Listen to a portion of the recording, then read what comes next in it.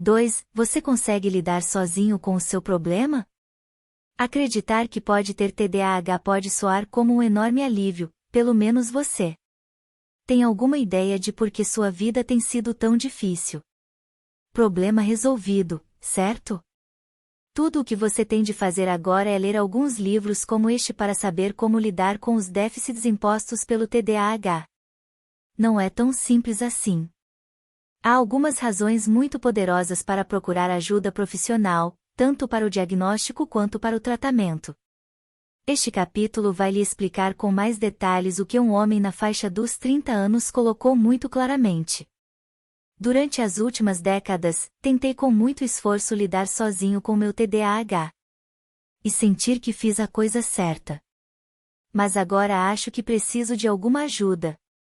Estou cansado de ficar pulando de galho em galho e realmente gostaria de me estabelecer e superar este desempenho, como eu sei que posso. Em resumo, estas são as razões para procurar ajuda profissional. Para se certificar de que seus sintomas não estão sendo causados por outra condição, que não o TDAH, que requer atenção. Para descobrir se seus problemas estão sendo causados por uma combinação do TDAH e de outra condição médica. Para obter a medicação que comprovadamente proporciona um enorme impulso aos esforços de enfrentamento, se você receber um diagnóstico de TDAH. Para descobrir onde estão seus pontos fortes e seus pontos fracos, para você poder direcionar seus esforços de enfrentamento exatamente para onde eles são necessários. Todas essas são ótimas razões para criar uma relação com um médico que possa lhe prescrever o tratamento certo. Está convencido? Se estiver, sinta-se livre para ir diretamente ao capítulo 3. Mas se precisa saber mais sobre a razão pela qual você não deve tentar lidar sozinho com este problema, leia o resto deste capítulo. Seus sintomas estão sendo causados por alguma outra coisa, como um problema médico. Vamos voltar à ideia de que saber que você pode ter TDAH pode ser um alívio. Descobrimos que encontrar um nome e uma razão neurobiológica para muitas de suas lutas é, em si, terapêutico. Quando você sabe o que está errado, pode parar de se censurar por não conseguir simplesmente se livrar de seus problemas. Mas você não conseguirá realmente saber se tem TDAH sem essa avaliação. Somente um profissional de saúde mental qualificado tem o treinamento e o julgamento para aplicar os critérios diagnósticos sobre os quais você tomou conhecimento no capítulo 1.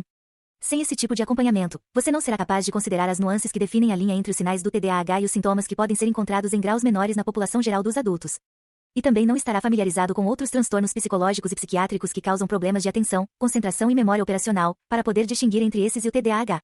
Tão importante, também, é que um profissional qualificado pode direcioná-lo para alguns testes ou procedimentos médicos a que você precisará se submeter para se assegurar de que seus sintomas não são um resultado de doença física ou lesão cerebral, como foi dito no capítulo 1. O TDAH explica tudo o que você está passando? Mesmo que o capítulo 1 tenha lhe dado uma forte sensação de que você tem TDAH, será necessária uma avaliação profissional para garantir que esse transtorno é responsável por toda a história. Seria terrivelmente desmoralizante tratar o TDAH e ainda assim continuar lutando porque algum outro problema passou despercebido e não tratado. Se uma avaliação revela transtornos coexistentes, as chamadas comorbidades, você receberá não apenas um diagnóstico e algumas informações sobre tais enfermidades, mas também uma lista de recomendações de tratamento, o primeiro passo em seu caminho para deixar para trás sua vida de pular de galho em galho. A maioria dos adultos com TDAH tem pelo menos 2 transtornos, 80 a 85% tem TDAH e outro transtorno, e mais da metade pode ter 3 transtornos psicológicos. Outros transtornos que comumente ocorrem em conjunto com o TDAH. Transtorno desafiador opositivo, TOD. Transtorno de conduta, TC, agressão, delinquência, vadiagem, etc. Deficiências de aprendizagem, atrasos em leitura, ortografia, matemática, escrita, etc. Transtorno bipolar com início na infância ou na adolescência. Personalidade antissocial na vida adulta.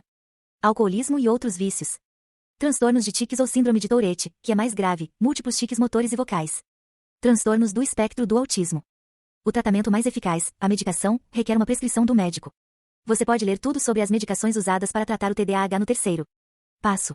O que é importante saber neste momento é que, quando se trata de sintomas do TDAH, a medicação funciona. Ela melhora os sintomas. É eficaz em uma grande percentagem dos adultos, menos de 10% não terão uma reação positiva a quaisquer das drogas aprovadas para o uso no TDAH. A medicação parece até mesmo corrigir temporariamente ou compensar os problemas neurológicos subjacentes que podem estar inicialmente contribuindo para o TDAH. Muitos outros tratamentos e métodos de enfrentamento têm pouco efeito, a menos que a pessoa com TDAH esteja também tomando medicação.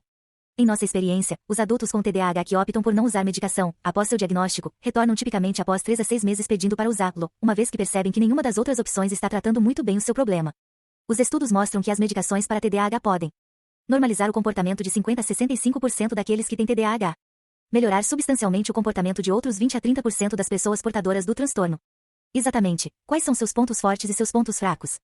Uma avaliação profissional envolve vários passos. Esses passos são destinados a olhar suas dificuldades de vários ângulos diferentes para se certificar de que fatos importantes não sejam negligenciados ou sinais mal interpretados. Mas se o processo lhe parecer repetitivo ou prolongado, tenha em mente que a avaliação está tentando descartar coisas que não estão causando seus problemas, e também identificar o que está lhe causando transtorno. Há outra razão ainda para você ser paciente com este processo. Ao diferenciar entre todas as possíveis causas de seus sintomas, o profissional também estará extraindo informações valiosas sobre seus pontos fortes pessoais. Saber onde se destaca nas habilidades da vida e nos talentos naturais vai auxiliar a você e a seu terapeuta na escolha das estratégias de enfrentamento mais indicadas para ajudá-lo. Por exemplo, talentos artísticos e personalidades envolventes não vêm do fato de ter TDAH, mas você pode aprender a usar esses dons para compensar os sintomas do TDAH. Ou pode identificar um caminho profissional com base nesses pontos fortes. Tenho me deparado com muitos representantes de companhias farmacêuticas que têm TDAH, mas são notáveis em seu trabalho. Sua função lhes permite viajar bastante e encontrar centenas de médicos diferentes e suas equipes, mantendo-os engajados e ocupados. Um emprego de escritório das 9 às 18 horas pode se mostrar tão entediante que eles seriam duramente pressionados a se concentrar e a se manter motivados para serem bem-sucedidos, apesar de seu talento natural para as vendas e para as relações com os clientes. Mas a constante mudança de cenário energiza e concentra esses representantes. Muitos também trabalham em equipes com outros representantes para cobrir uma região, o que proporciona a seu trabalho alguma estrutura que não lhes estaria disponível em uma posição de venda solo. Em linhas gerais, esse é o processo de avaliação, descobrir exatamente o que está errado e o que você tem feito por si mesmo para que um plano de tratamento possa ser designado para colocá-lo o mais rapidamente possível no rumo da saúde e do sucesso.